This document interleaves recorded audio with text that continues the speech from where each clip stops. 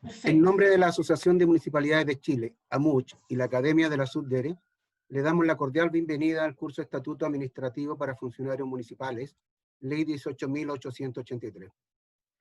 Este programa se orienta a entregar conocimientos de inducción general a funcionarios municipales con el objetivo de interiorizarse sobre los aspectos fundamentales del principal cuerpo normativo que los rige. Esto es el Estatuto Administrativo para Funcionarios Municipales, Ley 18.883.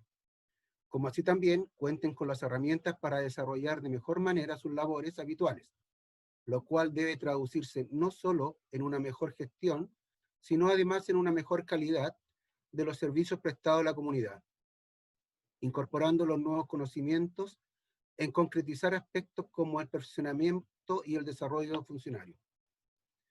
Antes de dar el pase a nuestra expositora, les informamos que las consultas que quieran plantear las deben escribir por el chat indicando su nombre, apellido y municipio, y serán respondidas al final de la exposición.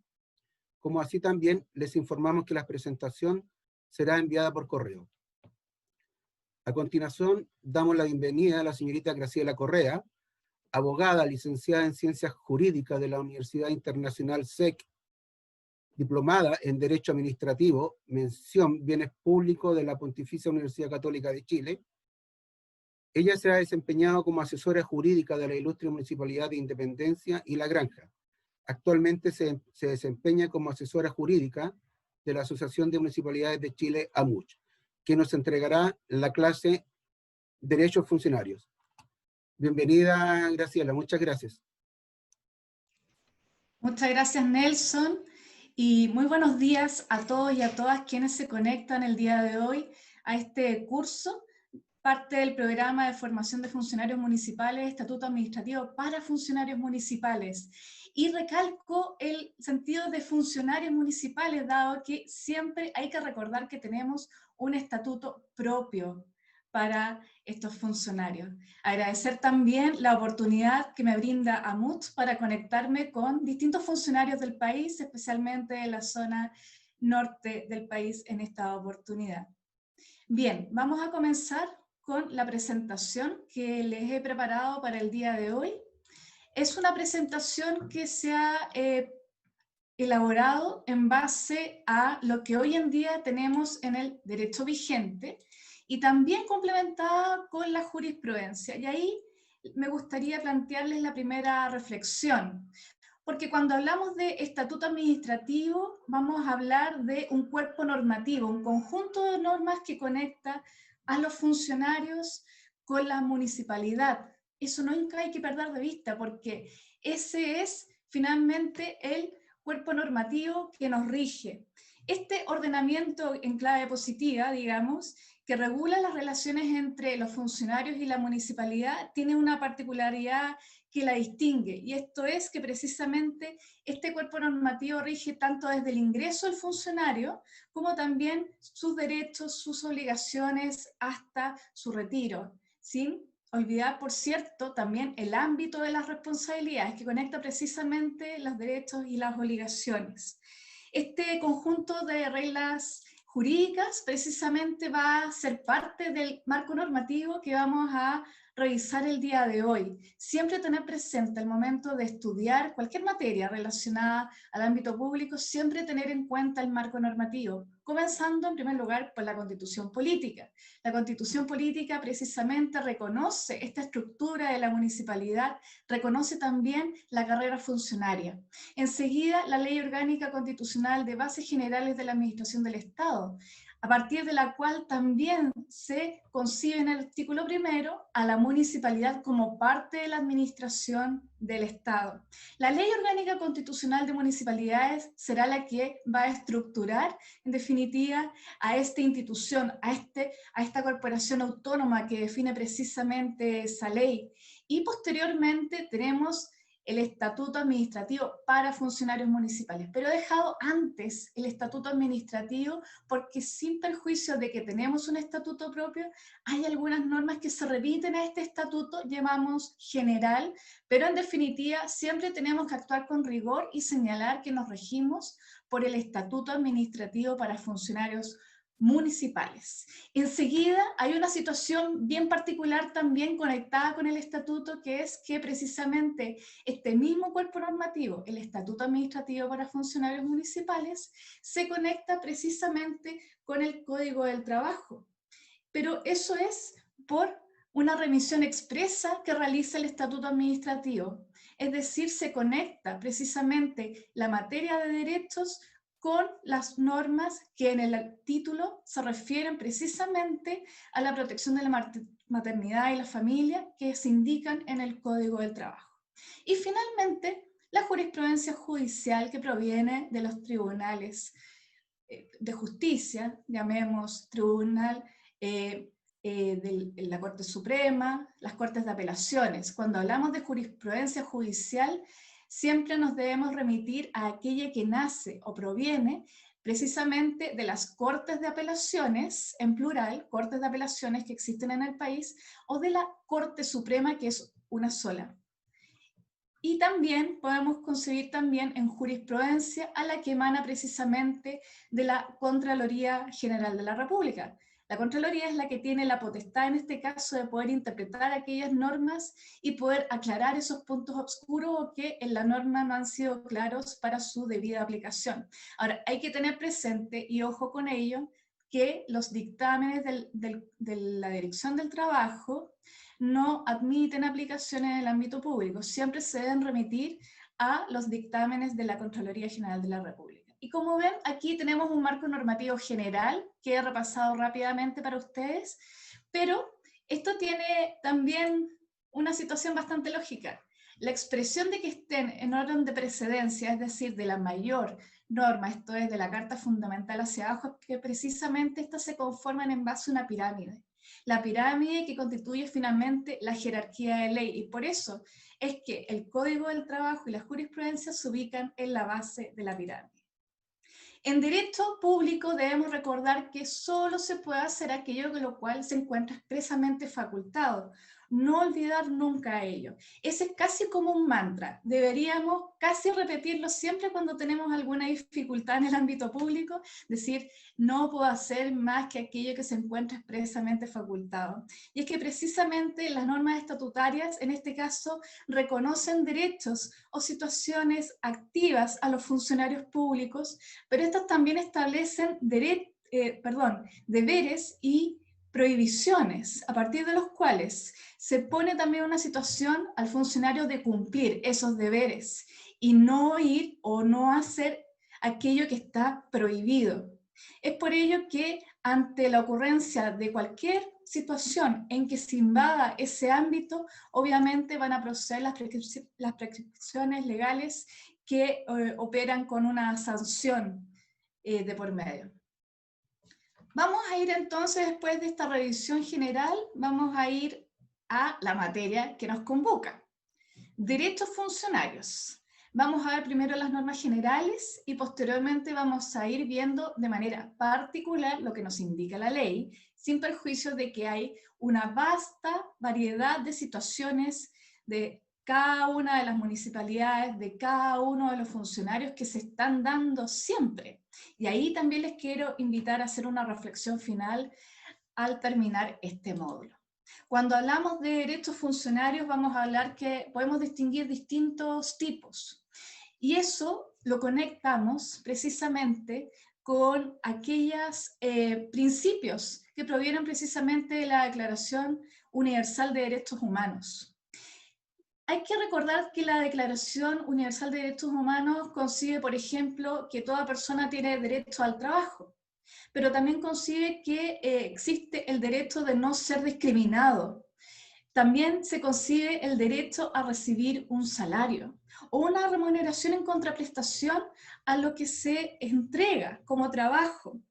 Esta también tiene que ser una remuneración equitativa pero satisfactoria, tanto para el funcionario como para la familia, porque finalmente quienes trabajan también se sirven de esa remuneración y sueldo para poder vivir y para poder sobrevivir. Esto también ha sido recogido posteriormente por la Organización Internacional del Trabajo, en el cual también se establecen derechos básicos que aseguran el respeto a la dignidad y también todo lo que se consigue respecto a los derechos en el ámbito laboral. Es precisamente cuando revisamos a partir de ese foco que nos alumbra y que los ilumina respecto a esos principios que se fueron forjando a nivel universal, vemos finalmente cuando abrimos nuestro estatuto administrativo para funcionarios municipales que reconocemos varios de estos derechos, están escritos ahí precisamente en ese estatuto. Por ejemplo, en materia de carrera funcionaria está la estabilidad en el empleo, también el derecho a ascenso, el derecho a capacitación. También tenemos los derechos económicos, el derecho a una remuneración, el derecho a percibir la asignación cuando se cumplen las condiciones legales.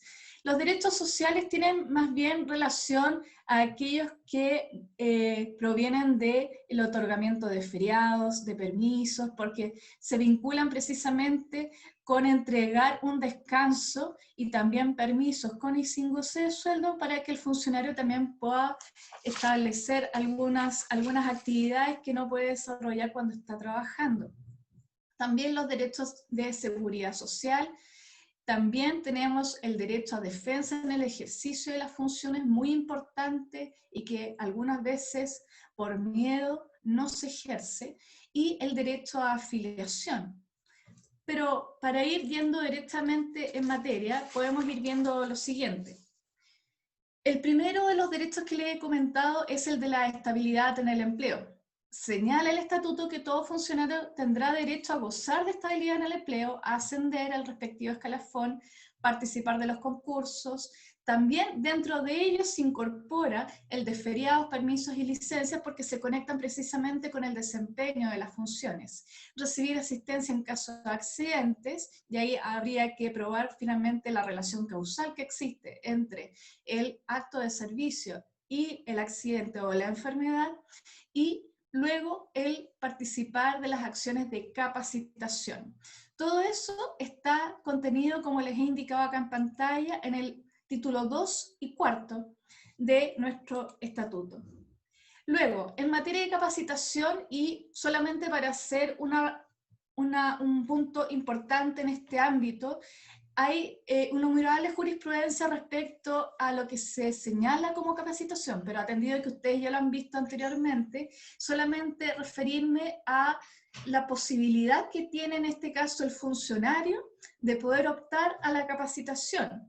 Y en este caso en particular, la jurisprudencia de la Contraloría señaló que no se advierten inconvenientes para la asistencia al personal municipal con prescindencia de la calidad de dirigente gremial, de ahí está el valor agregado, a que se disponga una comisión de servicio, dado que tanto la capacitación como el derecho a asegurarla son parte de los derechos que se consiguen en favor de los funcionarios, tanto el derecho de capacitarse como de pronto el deber de la administración de asegurarla. Ahí tienen el dictamen por si quieren revisar aquella jurisprudencia.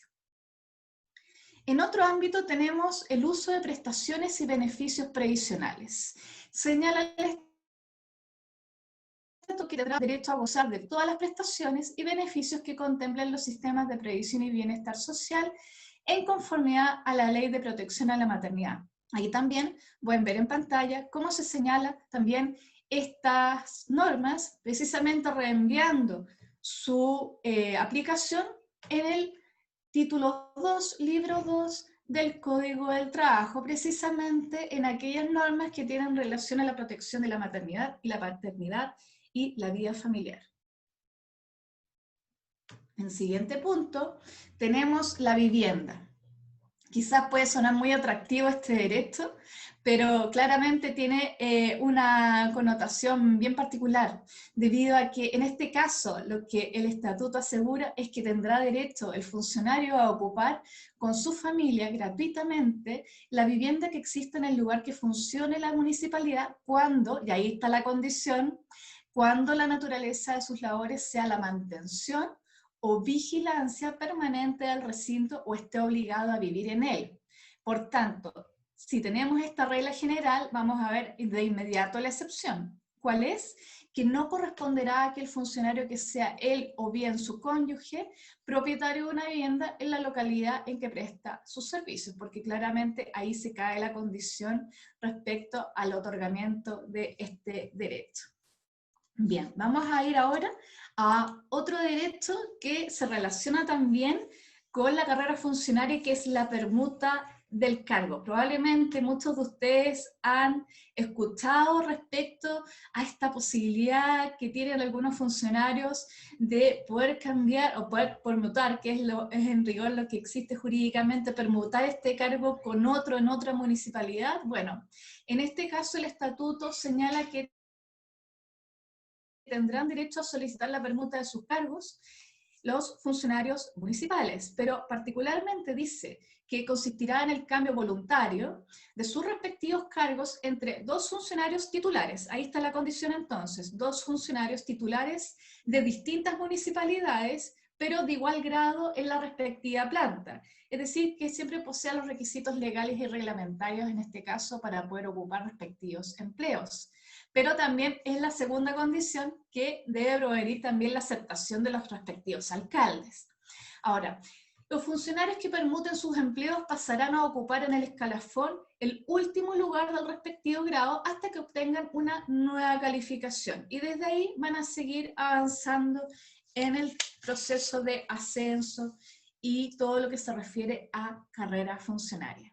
Espero que les haya quedado todo muy claro hasta ahora, porque ahora vamos a ir a un tema sumamente importante y que en particular personalmente pienso que también es muy importante que ustedes siempre tengan presente, porque la mayoría de las situaciones que se producen en las municipalidades tienen ese componente de sensibilidad que muy pocos conocen fuera del municipio. Quienes hemos sido funcionarios municipales sabemos que dentro de la municipalidad se corre el riesgo de poder también incurrir en algún error, en alguna falta, y eso también cae en el ámbito de la responsabilidad. Pero por consiguiente también tenemos también el riesgo de correr de que otro pueda incurrir en nuestro daño, en nuestro perjuicio y causarnos un agravio. Es por eso que dentro de los derechos funcionarios que se consiguen en el estatuto y que tienen relación precisamente a reconocer la dignidad del funcionario y de la función pública que éste ejerce, es precisamente la defensa cuando se persiga su responsabilidad en el ejercicio de las funciones. Señala el estatuto que tendrán derecho además a ser defendidos y a exigir que la municipalidad a que pertenezcan persiga la responsabilidad civil, es decir, la responsabilidad que se desprende de los daños que se han producido, y criminal, es de aquellos que provienen precisamente de faltas, de delitos o incluso de un crimen, de las personas que atenten contra su vida o su integridad corporal. Recordar además de que este proviene precisamente de un derecho fundamental que está descrito en la Constitución. La integridad física y psíquica de las personas también está cubierta por la Carta Fundamental. En este caso, el motivo que conecta a esa agresión que podría sufrir el funcionario es precisamente el desempeño de sus funciones. Es por ello que ahí se consigue por nuestro estatuto a que el funcionario tiene derecho a ser defendido. La denuncia debe ser hecha ante el respectivo tribunal por el alcalde de la municipalidad, tanto si es el afectado él, como si lo hubiere cualquier funcionario. En este último caso se requerirá siempre una solicitud por escrita del funcionario. No olvidar que todos estos derechos finalmente se requieren por escrito, y esa es la forma mediante la cual se formaliza la solicitud. Luego, ¿qué ocurre ante el proceso de denuncia? No podrán ser objeto de las medidas disciplinarias de suspensión del empleo o de destitución. Estas son las más gravosas en el ámbito estatutario. Desde la fecha en que el alcalde tenga por presentada la denuncia, es decir, es desde ahí donde se comienza a contabilizar el plazo, y hasta 90 días después de haber terminado la investigación sumario a sumario, porque evidentemente que todos estos hechos precisamente dan paso a que se debe iniciar una investigación para poder determinar también la responsabilidad administrativa que exista en este evento, y probablemente ese antecedente también va a ir conectado a posteriormente a ser presentado ante el tribunal que conozca de la responsabilidad civil o criminal en este caso. También tienen derecho a no ser trasladados de localidad o de la función que desempeñaran. Recordar que las localidades también pueden existir varias localidades dentro de una comuna. Y en ese sentido, también el funcionario está cubierto de no ser trasladado tanto a otra localidad como a otra función. No es menos cierto, y aquí, dado que estamos en el ámbito de una capacitación, no podemos dejar de mencionar también los múltiples casos que probablemente ustedes también han visto de funcionarios que han quedado casi castigados desempeñando funciones que no tienen que ver mucho con sus tareas o que no tienen trabajo para desempeñar. Bueno, eso está en este caso cubierto por esta norma del estatuto, y obviamente no se consigue que se produzcan estas situaciones en la realidad. Ahora bien, también tiene derecho el funcionario de no ser objeto de precalificación anual si el denunciado fue su superior jerárquico durante el mismo lapso a que se refieren las letras anteriores en el estatuto, y salvo que expresamente lo solicitare el denunciante, y si no lo hiciere, regirá su última calificación. Y esto es precisamente para no generar conflictos también en esta calificación. Vamos a avanzar entonces a cuáles son los requisitos a partir de los cuales se debe efectuar esta denuncia, ya tomando pleno conocimiento ustedes de cuál es el ámbito a partir del cual este derecho va a cubrir el ámbito de la responsabilidad de la defensa del funcionario. En primer lugar, se debe identificar al denunciante y el domicilio de éste.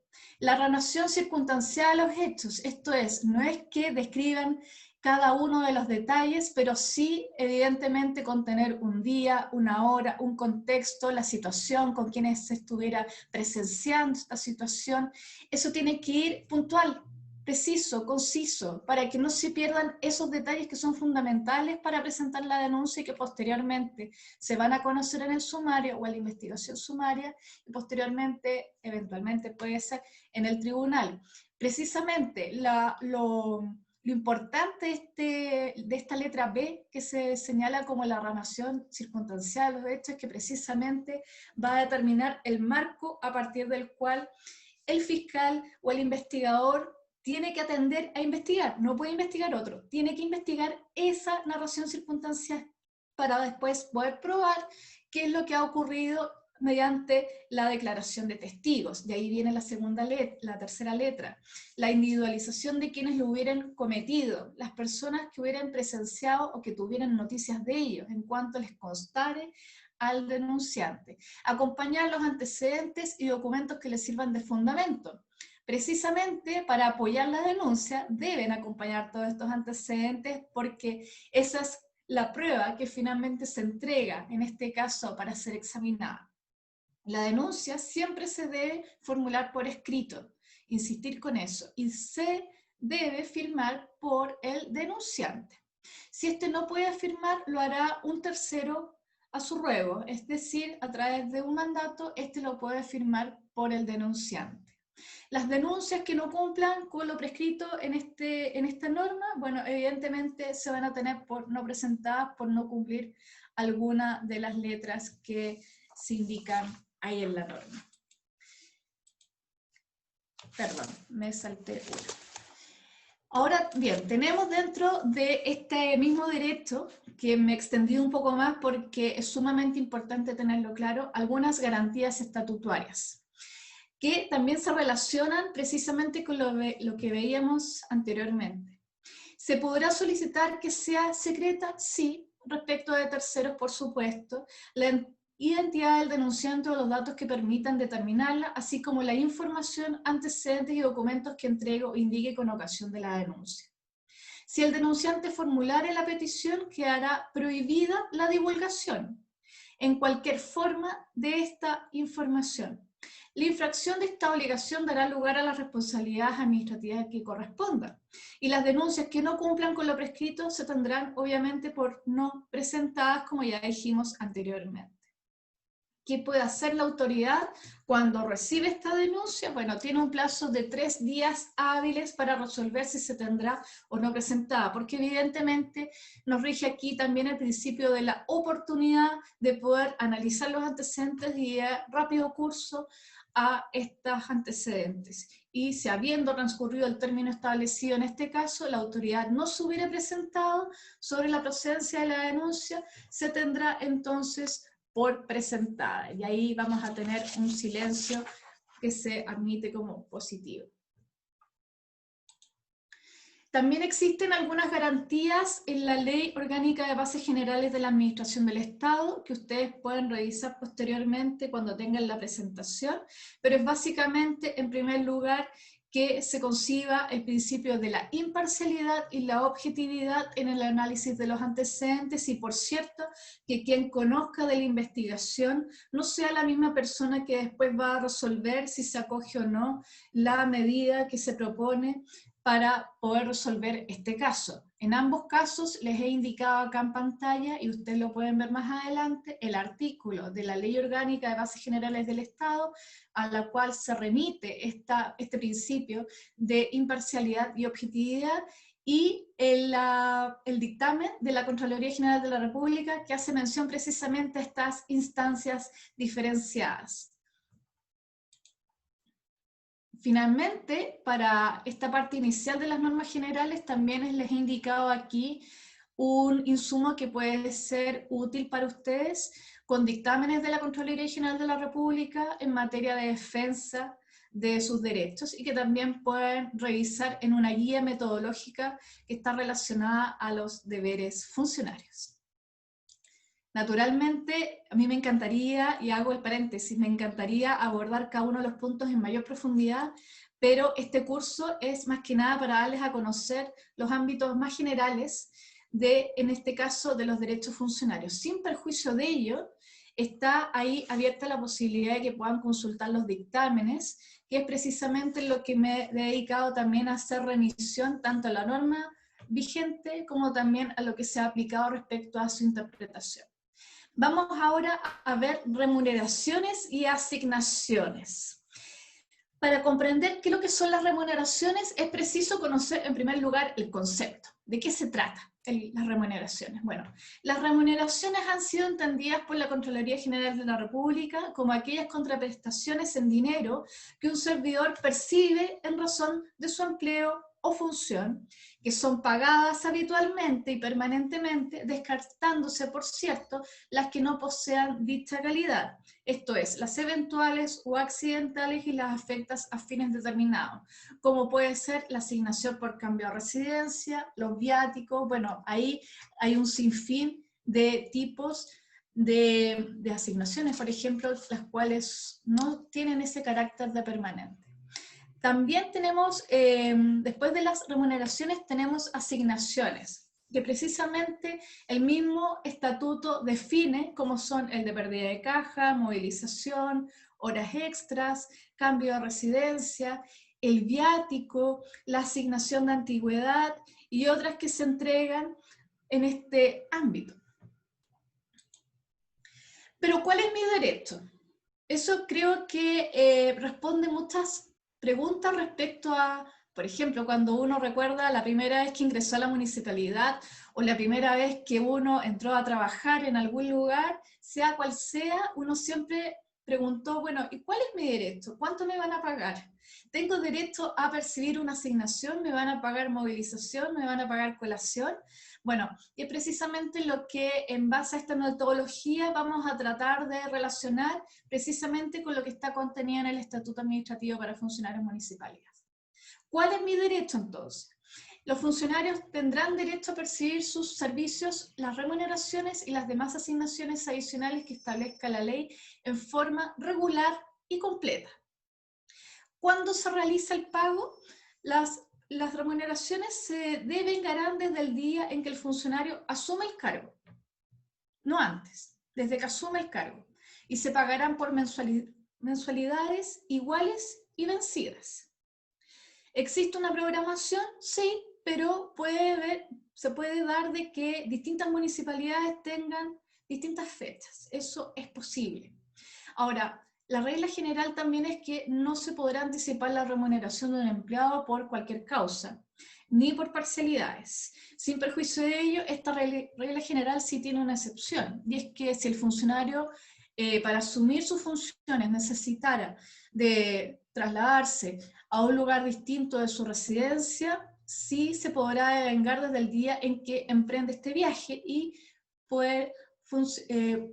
si fuera a desempeñar un empleo en el extranjero, también se puede entregar esta entrega de dinero desde 15 días antes del viaje. Pero la regla general, como les insisto, es que el derecho es a que se pueda pagar las remuneraciones por los servicios que han sido otorgados desde que se asume el cargo y se pagan por mensualidades iguales y vencidas. No confundir con las asignaciones, no confundir con el PMG, ojo con eso. La embargabilidad de las remuneraciones, estamos en remuneraciones. Que lo que indica el estatuto es que las remuneraciones son embargables hasta en un 50% por resolución judicial ejecutoriada dictada en juicio de alimentos o a requerimiento de la municipalidad a que pertenezca el funcionario. ¿Qué significa una resolución judicial ejecutoriada? Que no procede apelación, que ya está firme. Por eso ustedes quizás han escuchado cuando algunos abogados hablan de esta es una resolución firme, ejecutoriada. Es decir, que no procede apelación y por tanto, en este caso, al existir una resolución judicial ejecutoriada en juicio de alimentos, se procede a la embargabilidad, pero hasta un 50%. Ahora, hay que tener ojo también que en los juicios de alimentos no existe cosa juzgada. A ver, hago un paréntesis aquí porque igualmente los juicios de alimentos se van entregando resoluciones, pero no quedan permanentes en el tiempo.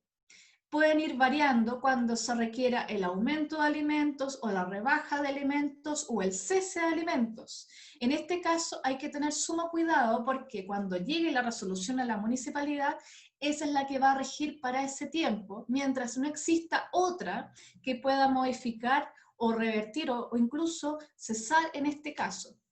Y también un segundo punto respecto a que a partir de la cantidad de alimentos que se otorgan, no puede en primer caso exceder el 50%, pero ahí van bajando respecto al número de alimentantes. Ahora bien, para hacer efectiva esta responsabilidad se requiere precisamente tener esta resolución judicial y que ésta se entregue o se notifique en este caso a la municipalidad. También existen algunos descuentos solicitados por funcionarios. Hay casos que también se consiguen en el estatuto y que son de carácter voluntario. El alcalde, a petición escrita del funcionario, podrá autorizar que se deduzca la remuneración de este último, sumas o porcentajes determinados o destinados a efectuar pagos de cualquier naturaleza, pero que no podrán exceder en conjunto el 15% de la remuneración. Y esto tiene bastante importancia, dado que esto se extiende incluso a los créditos sociales otorgados por las cajas de compensación, también aquellas que provienen de las asociaciones de funcionarios. Por tanto, todas esas caen, como dice la jurisprudencia de la Contraloría, caen precisamente en este límite del 15% de la remuneración. Si existen deducciones ordenadas por el sistema de bienestar, también se reducirá en el monto que representen aquellas. Pero ojo, queda prohibido deducir de las remuneraciones del funcionario otras cantidades que las correspondientes al pago de impuestos, cotizaciones de seguridad social y las que le he indicado que están establecidas por ley. Queda prohibido. Otras preguntas relacionadas en materia de remuneraciones es, ¿qué plazo tiene un funcionario para cobrar? Y esto es sumamente relevante. El derecho a cobro de las asignaciones prescribe en el plazo de 6 meses, pero el derecho a cobro del sueldo prescribe en 2 años. Ahí hay 2 tipos de prescripción distintas, la de 6 meses respecto a las asignaciones y la de 2 años respecto a las remuneraciones. ¿Qué ocurre si un funcionario recibe el pago de una asignación y lo destina a otros fines? Bueno, evidentemente aquí hay un uso indebido de esos fondos y por tanto va a ser obligado a reintegrar estos valores percibidos y obviamente también se sigue aquello, responsabilidad disciplinaria por este acto. ¿Qué plazo tiene el funcionario para reintegrar las remuneraciones percibidas en exceso? Porque puede ocurrir que se reciban en exceso. No hay que quedarse callado, sino todo lo contrario, dar aviso, y en este caso se debe hacer el reintegro de estos fondos a la entidad que corresponda en el plazo que no puede exceder de 5 años. Finalmente, para este punto, les dejo aquí material de consulta para que puedan revisar cuando tengan acceso a esta presentación. Tenemos aquí la escala remuneración municipal, que está precisamente publicada y está elaborada por la Contraloría General de la República. Algunas preguntas frecuentes relacionadas al pago de remuneraciones, también documentación que puede ser importante revisar, la jurisprudencia judicial en materia del límite de la embargabilidad de remuneraciones. Ahí es sumamente importante esta sentencia, la he destacado porque ahí relaciona finalmente cuál es el porqué de las cosas. Todo tiene un porqué en el ámbito jurídico. Precisamente el límite de la embargabilidad dice relación a que la persona pueda alimentarse, pueda sobrevivir y que no pueda quedar sin una remuneración porque evidentemente debe seguir viviendo y debe contar con este ingreso. Ahí está relacionado también con el derecho también a la vida y a la integridad física y también al derecho de poder alimentarse. La jurisprudencia administrativa también en relación al no otorgamiento del descanso complementario antes del cese, porque muchas veces puede ocurrir de que un funcionario cesa sus funciones y no se otorgó el descanso complementario. En este caso se debe indicar que se debe pagar por ese descanso cuando no sea preciso o cuando no haya ocurrido primero el descanso con día compensatorio.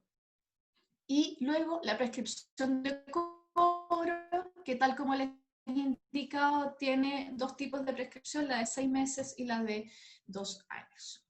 Los feriados. Creo que esta parte es la más que nos interesa a todos porque siempre nos relacionamos a situaciones agradables, a situaciones que nos reúnen con la familia. Los feriados precisamente siempre se han concebido para que el funcionario precisamente pueda descansar, pueda recuperar energía, aunque muchas veces en el feriado no se recuperan energía, sino todo lo contrario. Los que tienen la posibilidad de viajar tratan de recorrer, los que también tienen la posibilidad de quedarse en casa tratan de hacer las cosas que no pudieron hacer durante el año, hacer los trámites que no alcanzaron a efectuar. Bueno, ahí cada uno toma su decisión y puede, en este caso, ejercer su feriado de acuerdo a lo que le parezca más conveniente.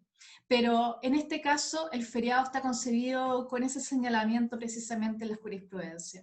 El derecho que establece la recuperación de las energías y el desgaste sufrido por los funcionarios en el ejercicio de sus labores. ¿Cuántos días tengo? Porque es lo más imperioso saber cuándo uno ingresa a trabajar o cuando ya está a puertas de fin de año. Ya, ¿cuántos días tengo para poder tomarme mis merecidas vacaciones?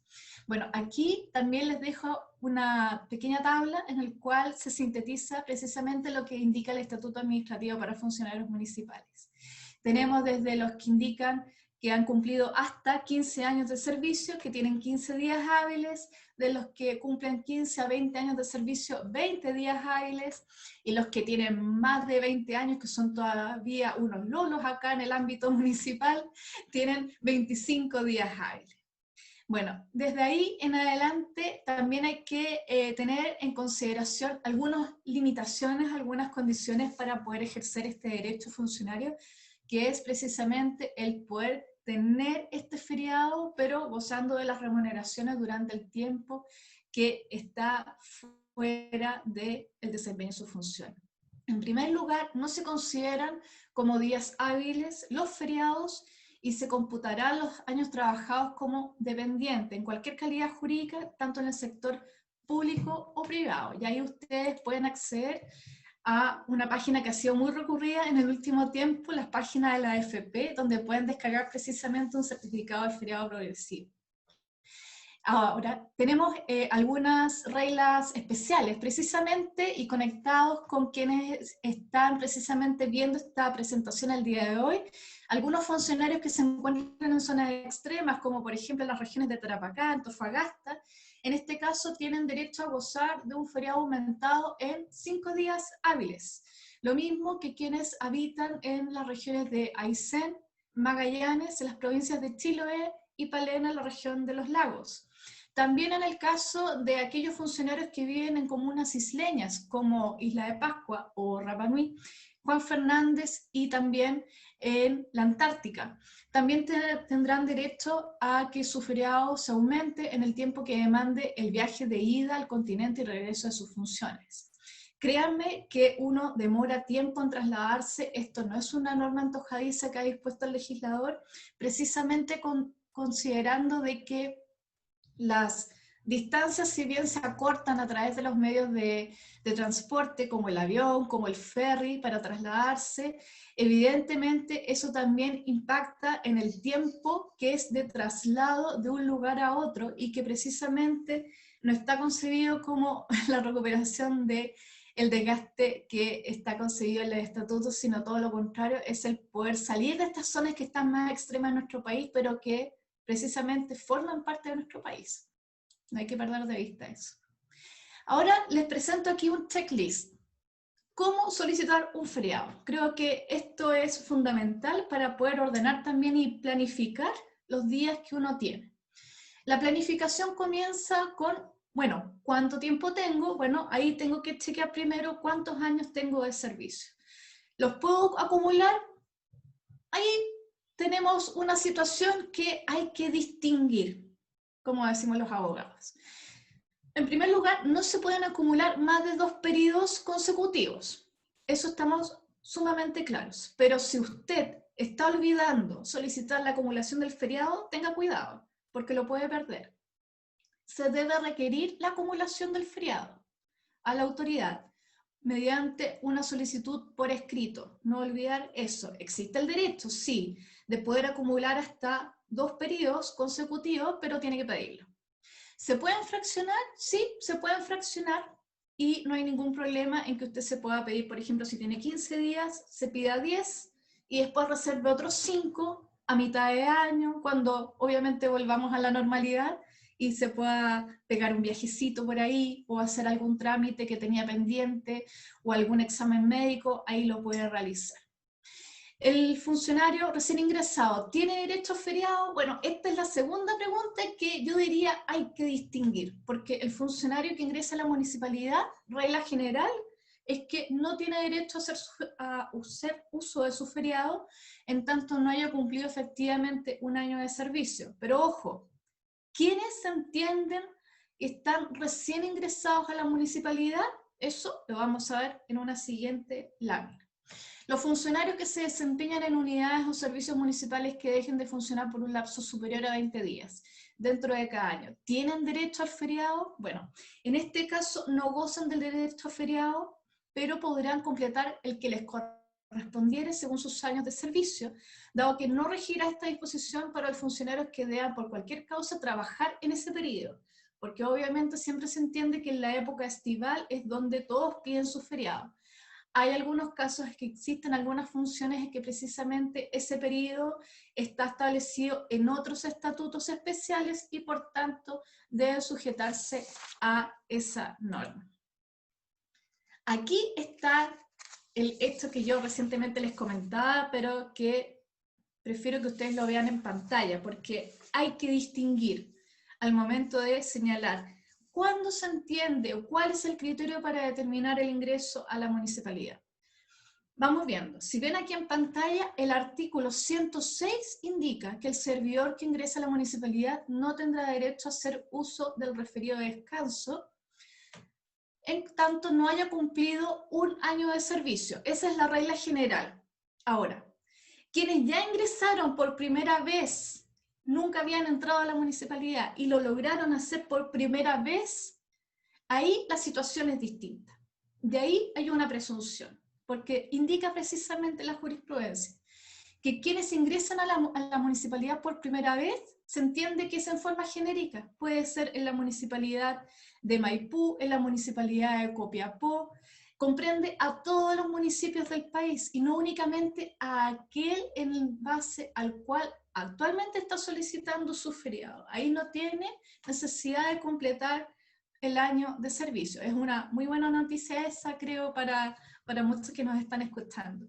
Pero luego el requisito de cumplir un año para estos efectos debe exigirse al momento de producirse el ingreso por primera vez al sector municipal y no respecto de cada una de las entidades edilicias en las que se empeñe. Es decir, si yo llego a la municipalidad de Antofagasta, por ejemplo, y digo, necesito hacer uso de mi feriado. Ah, pero usted debe completar un año de servicio. No, yo ya ingresé a la municipalidad de Futrono, por ejemplo, en el año 94. Entonces ahí ya se cumple la condición que me señala la norma de haber ingresado por primera vez a la municipalidad, y no es que lo tenga que requerir siempre que ingrese a una municipalidad, esperar un año, esperar el otro año en la otra municipalidad. Eso es sumamente importante y por tanto no se les puede exigir nuevamente el cumplimiento de este requisito a partir de lo que se señala en el estatuto. Y si a la jefa de personal o al jefe de recursos humanos o a la dirección de recursos humanos o de desarrollo de las personas le queda alguna duda, ustedes le dicen, lo aprendí en el programa de formación de funcionarios municipales de la Academia Subdere Conamut, y aquí tengo también la jurisprudencia que me respalda. De ahí me cuentan cómo les va. También hay otro caso respecto a qué es lo que ocurre cuando el funcionario no hace uso de su feriado. Bueno, algo ya hablamos de esto anteriormente, pero evidentemente el que no hace uso de su feriado durante el año que se devenga, lo debe solicitar oportunamente, porque en este caso puede ser de que la autoridad lo pueda anticipar, lo pueda postergar por necesidad del servicio, pero necesariamente se debe solicitar con anticipación cuando yo quiero acumular el feriado. Es decir, este año no me lo puedo tomar porque tengo mucho trabajo, o realmente no tengo nada visto como panorama, o realmente quiero guardar estos días porque necesito tener más días el próximo año para poder salir y realizar mis trámites, hacer ese viaje que necesito realizar, etc. Todas las opciones son consideradas, pero en este caso debe ser solicitado con anterioridad a la autoridad. Ahora, si bien la regla general es que la acumulación del feriado no constituye un derecho para el funcionario, sino que existe la posibilidad, que es muy distinto, existe la posibilidad de poder acumularlo, sí existe un caso excepcional, que también lo he indicado acá en el dictamen, que preciso acá al final de la tabla, en el cual, si bien la persona que estaba enferma no alcanzó a solicitar su acumulación del feriado, en ese caso en particular, y por favor vean ese dictamen, en ese caso en particular la Contraloría sí aceptó que, aunque no lo haya solicitado con anterioridad, en ese caso sí se pudiera acumular después.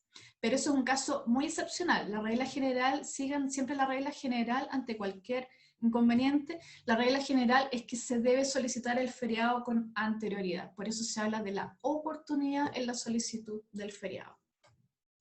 ¿Qué pasa si el funcionario, o en este caso un prestador honorario, porque puede ser que sea un prestador honorario, ahora haya pasado a la contrata? Supongan ese caso, o por ejemplo un funcionario al nivel central que venía un servicio, ingresó a contrata al nivel municipal. Bueno, en ambos casos el estatuto también, y en relación a lo que ha interpretado la jurisprudencia, también tiene vías de salida para estos casos. En primer lugar, cuando el funcionario al nivel central ingresa a la contrata al nivel municipal, indica que en este caso no puede implicar un impedimento o una merma para gozar del feriado, porque se trata del desempeño como empleado público de la administración del Estado. Y el mismo razonamiento entonces es el aplicable para poder solicitar el feriado acumulado. Hay jurisprudencia también que pueden tener a la vista, para que ustedes lo puedan revisar más adelante. En el caso del honorario, también se produce una situación bien especial, porque los servidores, y no son funcionarios, ojo, los honorarios son prestadores de servicios. En este caso, los servidores que se han desempeñado por un año a honorario y que gozan de tal derecho de acuerdo a las estipulaciones de sus respectivos contratos, porque esa es la ley de ellos, el contrato que los une con la municipalidad, es finalmente las normas que los rigen en la prestación de sus servicios, pueden conservarlo al pasar sin interrupción a la calidad jurídica de, en este caso, funcionario municipal. Recordando, por cierto, que quienes se consideran funcionarios municipales son, en primer lugar, los titulares de planta y enseguida los que cuentan con empleo a contrata. Vamos ahora a ir a los permisos. En materia de permisos, esto es la ausencia transitoria de la municipalidad por parte de un funcionario en casos y condiciones que expresamente indica el estatuto, es menester distinguir algunos tipos de permisos, a partir de los cuales también podemos distinguir cuáles son sus implicancias jurídicas. Estos se refieren precisamente a los que consideramos como los derechos sociales o los derechos de familia, porque precisamente conectan a esa posibilidad que tiene el funcionario de poder alejarse transitoriamente del cumplimiento de sus funciones, dadas ciertas circunstancias. Y en este caso, el alcalde podrá conceder o podrá denegar discrecionalmente estos permisos, a diferencia del feriado, que no podía denegarlos discrecionalmente. En este caso, el alcalde podrá conceder o denegar discrecionalmente dichos permisos. En este caso también hay que hacer referencia al Código del Trabajo. Y este es el momento en el cual el Código del Trabajo aparece junto al Estatuto Administrativo. Precisamente el Estatuto señala que todo funcionario municipal tendrá derecho a gozar de los permisos contemplados en el artículo 66 del Código del Trabajo. Y los días de permiso no podrán ser compensados en dinero. ¿Cuáles son los permisos que tenemos a la vista? Bueno, en primer lugar, el permiso administrativo. Ese que siempre recordamos y que estamos ahí revisando cada uno cuánto nos queda, que los podemos fraccionar incluso por medios días, y ahí tenemos un poco más de tiempo. Esos son los permisos administrativos con goce de remuneraciones, los que según nuestro estatuto son hasta 6 días en el año. Luego, el permiso administrativo sin goce de remuneraciones, esto es hasta 3 meses, y este es facultativo de la autoridad. Hay que tener ojo con ese permiso administrativo sin goce de remuneraciones, porque también hay algunas reglas excepcionales al respecto. El permiso de norma de protección laboral que consigue el Código del Trabajo, y precisamente todos aquellos permisos parentales aplicables, en este caso, a todos los estatutos sin distinción. Estos permisos parentales precisamente se conectan con aquello que les decía respecto a estos principios universales, principios que nacen precisamente de las normas protectoras en el ámbito laboral y que precisamente se traen a la vista en el Estatuto Administrativo. Vamos a hacer nuevamente nuestro ejercicio de checklist para los permisos en este caso. Cuando yo solicito un permiso administrativo, ¿qué tengo que saber? Bueno, cuántos días tengo o cuántos días me quedan si es que ya he utilizado alguno de ellos. En este caso, el estatuto señala que los funcionarios podrán solicitar permisos para ausentarse de sus labores por motivos particulares hasta por 6 días hábiles en el año calendario con goce de remuneraciones. Ojo, 6 días hábiles administrativos, es decir, de lunes a viernes. Esos son mis días hábiles administrativos. De ahí tengo derecho como un funcionario al goce de remuneraciones. ¿Se pueden fraccionar? Sí, se pueden fraccionar. Podemos solicitar el día completo, como el feriado, el permiso administrativo completo, o un mediodía, y ahí evidentemente les sugiero consultar con la Dirección de Recursos Humanos o el jefe de personal para ver cuándo es la hora de corte del mediodía de día o el mediodía en la tarde, para poder ausentarse y poder evidentemente marcar en el reloj control. ¿Se pueden solicitar entre feriados? Sí, se pueden solicitar entre feriados los días hábiles interferiados. Esto que nos gusta mucho hablar de repente de los días sándwich, por ejemplo, se pueden solicitar también estos interferiados o con un feriado y un día sábado domingo, porque esos nos van a interferir, pero esos en el caso pueden ser de descanso con goce de remuneraciones, en tanto se recuperen con otras jornadas u horas de trabajo realizadas con anterioridad o posterioridad al feriado respectivo. Sucede, por ejemplo, de que en algunos casos el funcionario prestó sus funciones por más tiempo y por tanto ese tiempo excedido, por ejemplo, si en algunos casos la municipalidad establece una jornada de trabajo distinta en el cual se desarrollen más trabajos durante la semana y el día viernes salgan, por ejemplo, más temprano, también esos se pueden compensar y se van acumulando en el horario de trabajo. Pero, en definitiva, estos sí se puede realizar así mientras se recupere con otra jornada u horas de trabajo. Puede proceder para recuperar o para volver a funcionar. También existe en materia de este checklist de permisos, la solicitud del permiso sin goce de remuneraciones, el por cuánto tiempo lo puedo considerar. En este caso, cuando es sin goce de remuneraciones, es precisamente para utilizarlo por motivos particulares hasta por 3 meses en el año calendario. Pero ojo, ¿qué pasa si se solicita un permiso sin goce de remuneraciones con beca de estudio? ¿Lo puedo pedir con goce o lo tengo que pedir sin goce de remuneraciones? El límite en este caso no será aplicable para el permiso administrativo sin goce de remuneraciones en el caso de funcionarios que obtengan becas otorgadas de acuerdo a la legislación vigente. Hay un caso bien curioso, si ustedes tienen oportunidad de revisar la jurisprudencia de Contraloría, hay referencia a muchos casos en el que se indica, bueno, un caso hipotético, me encuentro casada y mi marido va a viajar fuera del país por una beca y lo quiero acompañar, entonces voy a pedir un permiso administrativo sin goce de remuneraciones. ¿Lo puedo solicitar? ¿Qué creen ustedes? ¿Se acuerdan cuando al principio de la presentación veíamos que en el derecho público no se puede hacer más allá de lo que se está establecido hacer? Bueno, precisamente esto tampoco admite situaciones por analogía, esto es que mi marido o que un hijo, no, es el caso particular del funcionario el que está solicitando este permiso administrativo sin goce de remuneraciones. Por tanto, no se aplica por analogía y por tanto, en ese caso, sí procede que si es que obtengo una beca y tengo la posibilidad de salir pero sin goce de remuneraciones, siempre tengo que presentar cuál es el antecedente, cuál es el fundamento, el respaldo a partir del cual me va a poder habilitar este ejercicio del permiso administrativo sin goce de remuneraciones, porque ahí se habilita también la posibilidad que me da el estatuto de poder extender este permiso por más tiempo, pero ojo, es en condiciones muy restringidas en todo caso, siempre con el documento de respaldo que me habilite la aplicación de esta norma, porque precisamente esto es un derecho, pero tiene requisitos para ser concedido.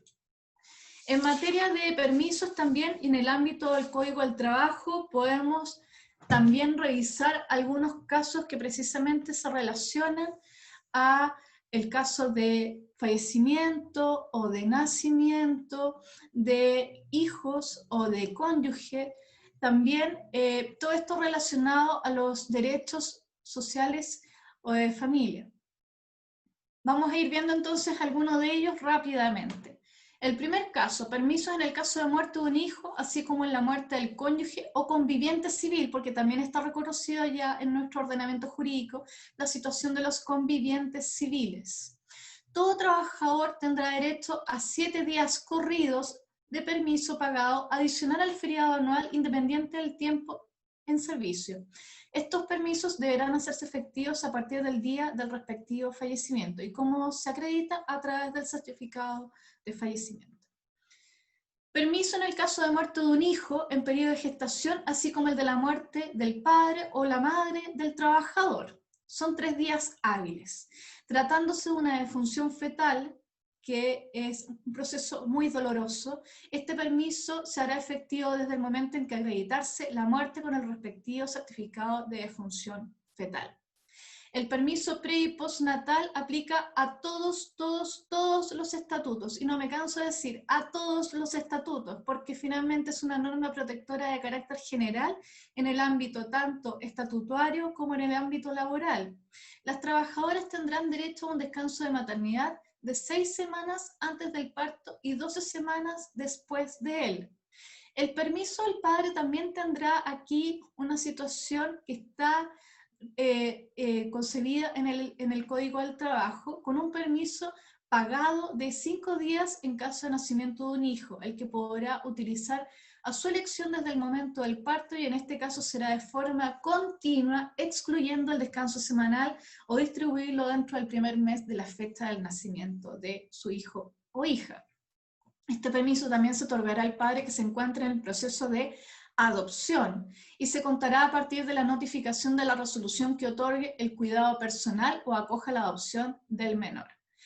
Ojo también con estos casos, cuando más adelante veamos algunas prestaciones, hay que considerar de que siempre cuando se relacionen estos derechos, tiene que existir esta relación de parentesco en relación, mejor dicho, a la persona con quien se está requiriendo este derecho. Porque si la persona habitualmente cuida a otra, por ejemplo, pero no tiene su cuidado personal, no se puede cómo acreditar el vínculo. Hay que tener cuidado con eso, y desde ya les sugiero que cuando tengan dudas en alguna situación muy particular, vayan precisamente y consulten a la Dirección de Recursos Humanos, de Personal, de Desarrollo de Personas, porque ahí van a poder entregar una mejor asesoría en esos casos particulares, que también el estatuto tiene una fuente de normativa, pero que es más bien restringida a casos muy generales. El caso más particular lo puedan resolver con la Dirección de Personal, o eventualmente requerir un pronunciamiento a la Contraloría General de la República. El permiso parental finalmente se relaciona a trabajadoras o trabajadores que tendrán derecho a un permiso de postnatal parental de 12 semanas a continuación del periodo postnatal. En el caso, de las trabajadoras, es el periodo de 12 semanas a continuación del postnatal. Y durante el periodo de permiso parental, los funcionarios que hagan uso de él también continuarán gozando del total de sus remuneraciones. Ahí ustedes pueden ir viendo igualmente lo que se indica en el Código del Trabajo. Licencias médicas. Licencias médicas también es un tema bastante sensible, dado que muchas veces esa situación provoca también ciertos reparos, tanto para el funcionario como para quien está en ese proceso de una enfermedad en el cual no le es posible acercarse y poder prestar sus servicios. En este caso hay que conseguir lo siguiente: el derecho que tiene el funcionario a ausentarse a reducir su jornada de trabajo durante un determinado lapso, con el fin de atender al restablecimiento de su salud en cumplimiento de una prescripción profesional, es considerada licencia médica. Esto tiene que estar certificado por un médico cirujano, un cirujano dentista o matrona, según corresponda, autorizada por el competente servicio de salud o institución de salud previsional en su caso. La vigencia de esta licencia médica continuará gozando de total de las remuneraciones, pero ojo, esta licencia médica tiene que ser aceptada para que se considere ese derecho de gozar de las remuneraciones. Repasando rápidamente la declaración de irrecuperabilidad del funcionario, podemos decir lo siguiente: ¿quién declara esta situación? La declara precisamente la administradora de fondo de pensiones, y será resuelta por la comisión médica competente en conformidad con las normas legales que rigen a ambos organismos, disposiciones a las que se sujetarán los derechos que de tal declaración emanan para el funcionario. ¿Cuál es el alcance? Que la declaración de irrecuperabilidad afectará a todos los funcionarios compatibles que desempeñe el funcionario y le impedirá reincorporarse a la administración del Estado. Ahora, es también importante señalar que el estatuto, no por un querer, por una situación antojadiza está estableciendo las licencias médicas dentro de su normativa y la situación de irrecuperabilidad del funcionario. Cabe recordar, como ustedes muy bien saben, que dentro de los requisitos para ingresar a prestar servicios o prestar funciones, mejor dicho, a la municipalidad se encuentra precisamente en el artículo 10 el tener una salud compatible con el desempeño del cargo. Ese es uno de los requisitos de ingreso y de permanencia a su turno en la municipalidad. Por tanto, no es una situación que el legislador haya establecido por un querer ser, sino porque es un deber que debe proteger al funcionario mientras tenga su salud compatible. Ahora bien, también el caso que vamos a ver a continuación dice relación a todas aquellas situaciones en las cuales las municipalidades se pueden ver enfrentadas a estas declaraciones de irrecuperabilidad. Por de pronto, la Contraloría ha señalado también que en el caso de un dictamen del año 2016, que el alcalde tiene la competencia exclusiva para calificar la procedencia de declarar la vacancia de un cargo por salud incompatible con su desempeño, una vez producidas las circunstancias de hecho exigidas en el estatuto, es decir, cuando el funcionario haya hecho uso de licencias médicas en un lapso continuo y continuo superior a 6 meses en los últimos 2 años, sin mediar declaración de salud irrecuperable. Se declara entonces que no constituye un requisito para efectuar dicha calificación que el alcalde deba realizar un requerimiento a la Comisión de Medicina Preventiva y de Invalidez en orden a obtener un pronunciamiento acerca de la irrecuperabilidad antes de declarar la salud incompatible. Por tanto, solo basta con verificar las circunstancias que establece en este caso el mismo estatuto. En otro caso del mismo año, del año 2016, también la jurisprudencia de Contraloría señaló que la autoridad, en este caso, entendiéndose alcalde, alcaldesa, jefe de servicio en general, posee la facultad discrecional para declarar vacante el cargo por salud incompatible una vez producidas las circunstancias que la ley prescribe, muy en consonancia a lo que se indicaba anteriormente, lo cual debe ponderar los motivos concretos que se tuvieran para ello. Y en el caso, un último caso que quería traer a la vista, del año 2017, se establece que la declaración de vacancia por salud incompatible no resulta válida cuando se ha reconocido la salud irrecuperable del funcionario a contar de una fecha anterior a tal cese, en base a la interpretación que hace la misma Contraloría, reconociendo que en nuestro ordenamiento jurídico los diversos sistemas de seguridad social protegen los estados de invalidez, debiendo así prevalecer dicha causal por sobre la cuestionada declaración de salud incompatible. Aquí también se señalan algunos otros casos que ustedes pueden ir revisando. Si ustedes tienen la posibilidad de hacerlo, háganlo porque es muy necesario siempre estar al tanto de la jurisprudencia de Contraloría. Vamos a ir ahora a prestaciones sociales, algo que también muchas veces no se aclara muchas veces cuando suceden estas situaciones complejas, inusitadas, que por de pronto aparecen mediante un accidente, una enfermedad laboral y recién en ese momento el funcionario dice, ¿qué hago? ¿Cómo salgo de esta situación? ¿Qué beneficios tengo? ¿Me va a apoyar la municipalidad en este caso? ¿A quién voy? ¿Dónde acudo? Bueno, lo primero es resolver qué es lo que es un accidente en acto de servicio. Y esa es una relación causal. La primera relación causal que se tiene que dar es que sea en acto de servicio.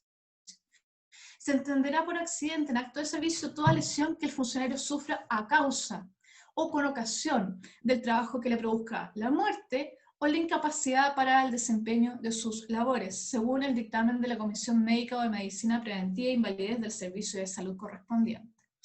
Se considerará también accidente por acto de servicio los que sufra el funcionario en el trayecto de ida o de regreso entre su residencia y su lugar de trabajo. No se considera, ojo funcionarios, funcionarias, no se considera el hecho de que yo salí de la municipalidad, pasé al mall, después pasé a la farmacia y me fui para la casa. Porque eso igualmente va en una declaración de accidentes en el cual usted debe indicar dónde usted trabaja, dónde usted se domicilia, y ahí se va a generar la relación causal. Así que tenga mucho cuidado con esa situación. Enfermedad producida a consecuencia del desempeño de las funciones.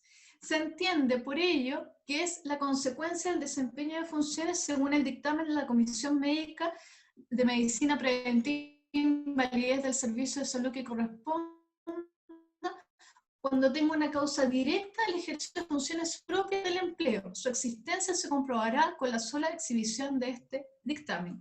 Y ahí, en ese caso, hay múltiples situaciones que se dan en la vida cotidiana. ¿Cómo se acredita su ocurrencia? En el caso, por ejemplo, de los accidentes en acto de servicio o en el desempeño, con consecuencia del desempeño de las funciones, se debe acreditar mediante una investigación sumaria, la que deberá iniciarse más tardar dentro de los 10 días posteriores al que se haya producido el hecho. ¿Se recuerdan ustedes que al principio de esta presentación también les señalaba la importancia de determinar aquellas situaciones a través de la identificación clara y objetiva del hecho, narrado con circunstancias objetivas que determinen qué es lo que pasó? Eso también considerarlo para efectos, por ejemplo, cuando ocurra, por ejemplo, un choque de vehículos municipales, también se aplica esta norma. Debe proveer también, en ese caso, una investigación sumaria para definir cuáles son las responsabilidades que existen, por ejemplo. ¿Qué beneficios se otorgan al funcionario? Bueno, tiene derecho a asistencia médica, correspondiente hasta su total recuperación.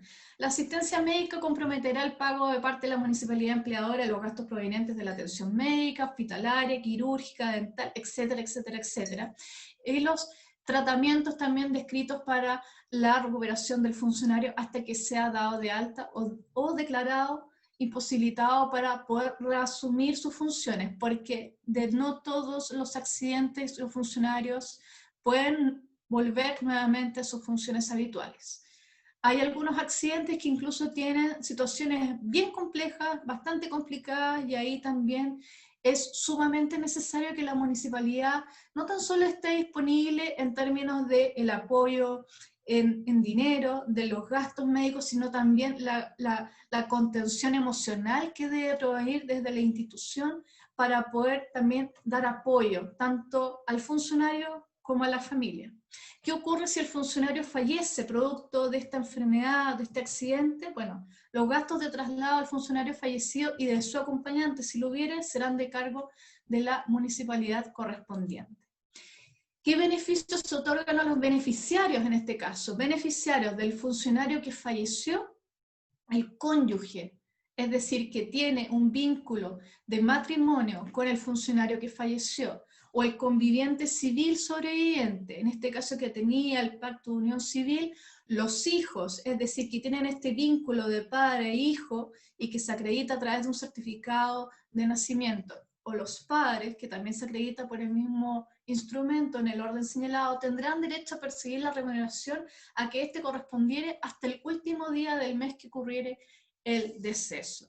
Cuando el accidente en acto de servicio se produzca fuera del lugar de la residencia habitual del funcionario, hubiere necesidad calificada por el alcalde de la respectiva municipalidad de que un miembro de la familia o la persona al que el funcionario señale se dirija al lugar en que éste se encuentra, la municipalidad le pagará los pasajes de ida y de regreso a aquellos beneficiarios. Las pensiones. Existen pensiones de viudez u orfandad y también pensiones de irrecuperabilidad. Los beneficiarios de pensiones de sobrevivencia, un funcionario que falleciera a consecuencia de un accidente por acto de servicio o una enfermedad producida a consecuencia del desempeño de sus funciones, tendrá derecho por partes iguales a una pensión de viudez o orfandad. La pensión será equivalente a un 75% y que le habría correspondido al causante si hubiera incapacitado como consecuencia del accidente o de la enfermedad. La pensión de irrecuperabilidad, si se declarare con motivo de un accidente, acto, servicio o una enfermedad producida por el desempeño de sus funciones, esta tendrá derecho, cualquiera sea el tiempo servido, a una pensión equivalente a aquella que hubiera percibido de las mismas circunstancias que encontrándose cotizando en el Instituto de Normalización Previsional. Todas estas pensiones serán de cargo de la municipalidad empleadora, pero la entidad previsional respectiva concurrirá al pago de la cantidad que le corresponda de acuerdo a la ley. Y en estos casos se aplica a los funcionarios que incluso no estén afectos a la ley 16.744 de accidentes del trabajo. finalmente, dentro de los derechos, y considerando, por cierto, que hay muchos a los cuales nos hemos remitido someramente, pero hay vasta jurisprudencia a partir de la cual ustedes pueden ir revisando, también en sus situaciones particulares me voy a referir a los servicios de bienestar, porque hemos hablado de múltiples beneficios, pero todavía no hemos considerado aquellos beneficios que se otorgan de manera general a quienes son parte de esos servicios de bienestar y que probablemente son los que muestran su cara más visible respecto a los derechos funcionarios. En este caso, bajo las prestaciones de bienestar se entienden aquellas que tienen un carácter de índole social y en general las que por su naturaleza corresponden a entregar a esas entidades tales como protección de salud, familia, educación, cultura, esparcimiento, habitación. Todos ellos están concedidos como prestaciones de bienestar. ¿Los funcionarios tienen derecho a afiliarse a los servicios de bienestar? Pero por supuesto, tienen derecho a hacerlo y es muy bueno que lo hagan también. También tienen derecho a poder afiliarse a servicios de bienestar regional. También existe la posibilidad de ello y obviamente ahí cada municipalidad efectuará los aportes de bienestar respecto a cada funcionario sin sobrepasar el máximo legal de los mismos. Los servicios de bienestar hoy en día existen múltiples y están regidos también por ley. Hemos visto junto a todos ustedes, ya siendo las 10:15 de la mañana, el título completo de derechos funcionarios. Hemos visto, Nelson, Elisier también, que lo vi por ahí en pantalla, las normas generales, normas de remuneraciones, asignaciones, hola Elisier, de los feriados, permisos, licencias médicas y prestaciones sociales. Pero antes les quería pedir solo 5 minutos para hacer una reflexión final, porque creo que es muy necesario por estos días también hacer reflexiones con nuestros funcionarios y funcionarias que se conectan en este programa para pensar qué es lo que queremos también de este estatuto, el cual hemos venido revisando, y que probablemente hay muchos casos que nos quieren consultar también nuestros alumnos conectados.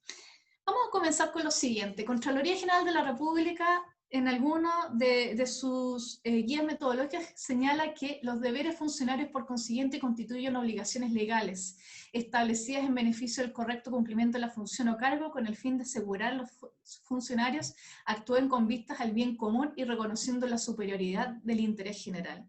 Y es por cierto que esto no es un tema menor si se considera que cada derecho también está correlacionado a obligaciones funcionarias. No es menos cierto también que nuestra Constitución Política de la República también considera la igualdad de las personas en dignidad y derechos, y es precisamente lo que se señalaba al comienzo de esta actividad, que las personas deben ser consideradas individualmente en sus derechos y en su dignidad, pero también señalando que este estatuto hoy en día se aplica a distintas realidades, y este es mi diagnóstico, en definitiva. ¿Cómo esto impacta en la calidad de vida de cada funcionario? Al establecer un mismo estatuto para distintas realidades, tenemos también que muchas situaciones jurídicas pasan en mayor número a resolverse no directamente en la municipalidad, se resuelven en la Contraloría, se resuelven en los tribunales, y eso también le hace muy mal al sistema. Sobre todo porque hoy en día al funcionario, a las funcionarias se les exige más en términos de tiempo, en exigencia de conocimientos, de ponerse al día incluso con las plataformas virtuales, como es en este caso, y también los funcionarios son requeridos con capacidades de alto rendimiento. Es decir, hoy en día el funcionario debe estar 24 horas disponible con su cabeza, con su interacción con la ciudadanía, y todo esto dentro de las 24 horas del día. El estatuto, en cierta forma, se aplica de manera restrictiva. Esto impacta indudablemente una oportuna resolución de situaciones jurídicas y por tanto, si se afectan las situaciones jurídicas al interior del municipio, se afecta la prestación del servicio, se afecta la calidad de vida de la comunidad. Entonces, la pregunta es, ¿el estatuto se encuentra realmente desconectado con la realidad? Algunas reflexiones para conducir a una respuesta al respecto.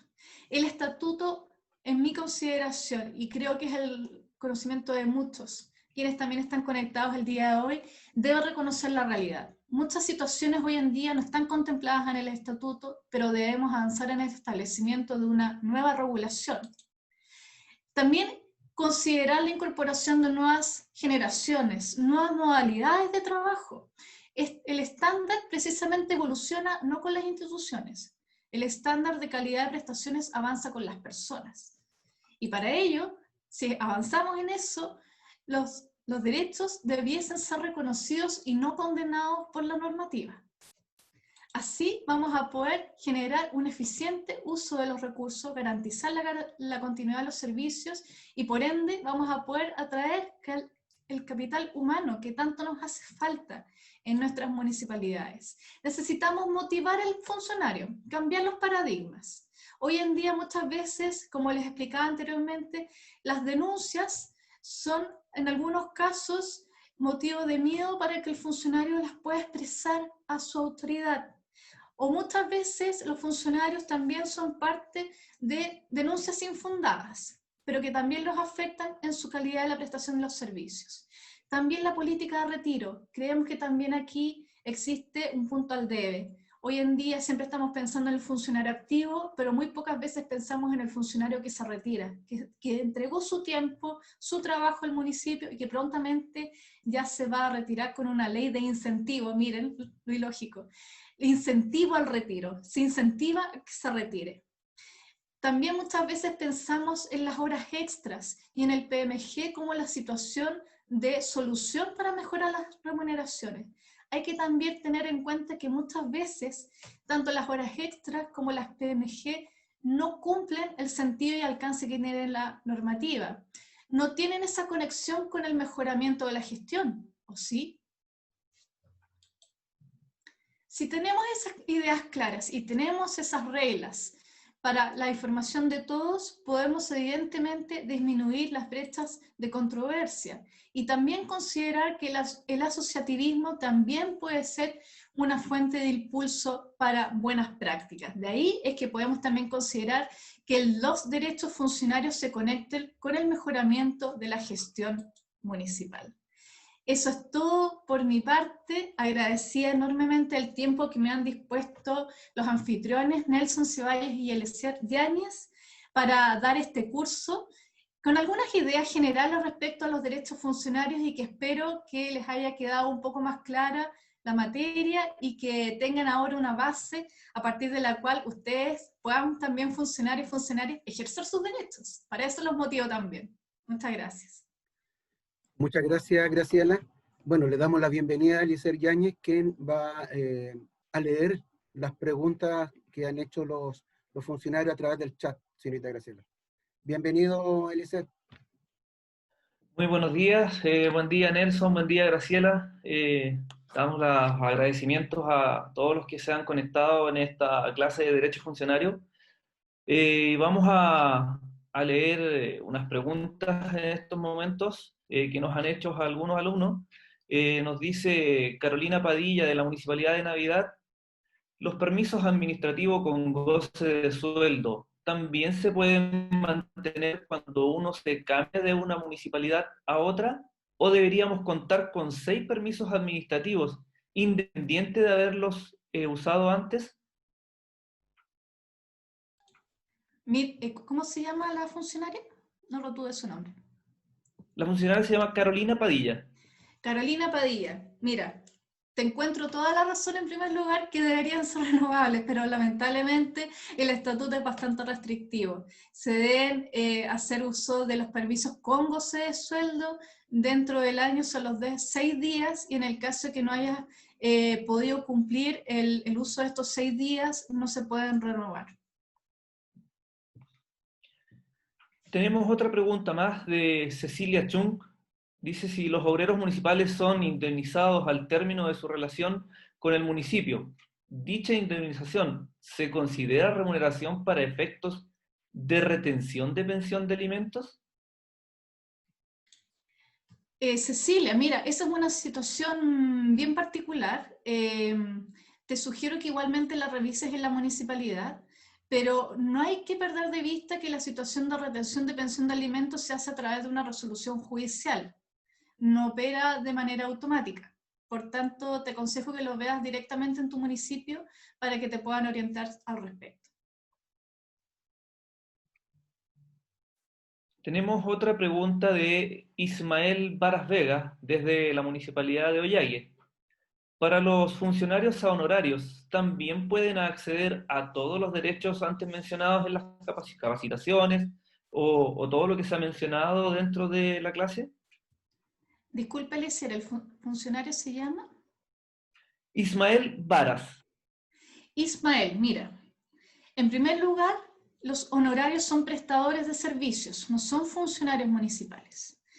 Al respecto, si bien ellos se rigen por un contrato, a partir del cual es el contrato de honorarios, el que establece cuáles son sus derechos, sus prerrogativas en este caso, debe estarse a las normas del contrato de honorarios. Ahora, para complementar tu pregunta y poder abarcar un ámbito un poco más amplio respecto a prestadoras de servicios, hay un dictamen bien interesante que lo tenía por aquí también a mano.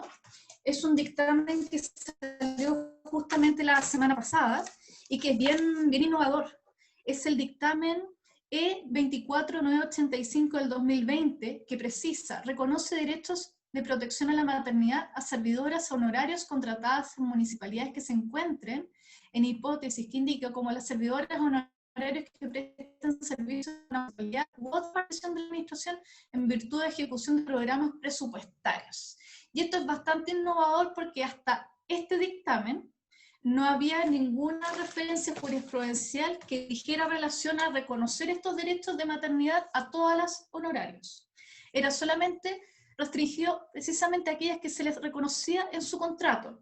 Por tanto, en este caso, les hago la invitación también a que revisen este dictamen, que yo creo que nos va a dar varias pistas respecto a lo que puede ser más adelante la visión que tengamos de los honorarios, en abrir posibilidades a establecer los derechos más claros, sobre todo porque hoy en día muchos de ellos acuden a tribunales a requerir un reconocimiento en otro estatus de índole laboral. Por tanto, es una buena referencia para tener a la vista, pero lamentablemente a este parecer, Ismael, los honorarios no cuentan con gran parte de los derechos que les he comentado el día de hoy. Vamos a leer una pregunta más, y es la última en honor al tiempo. Cecilia Rojo, de la Municipalidad de San Pedro de Atacama, pregunta: ¿el alcalde en qué caso puede negar el beneficio de arriendo a funcionario? Mira, Cecilia, ¿no? Así es, Cecilia Rojo.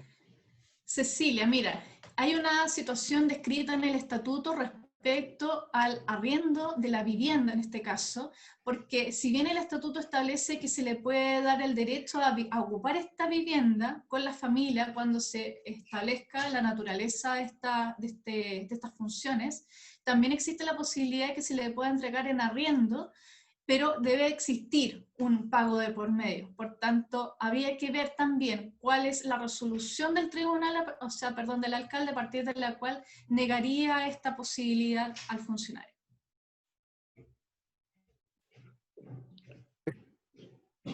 Perfecto, muchas gracias, Graciela. Bueno, estimados asistentes, de esta manera damos por finalizada esta clase. Agradecemos la exposición de Graciela Correa, como también a los asistentes. Muchas gracias, nos estaremos viendo en el próximo curso. Muchas gracias, Nelson. Muchas gracias a todos quienes se conectaron el día de hoy. Muchas gracias, Eliezer.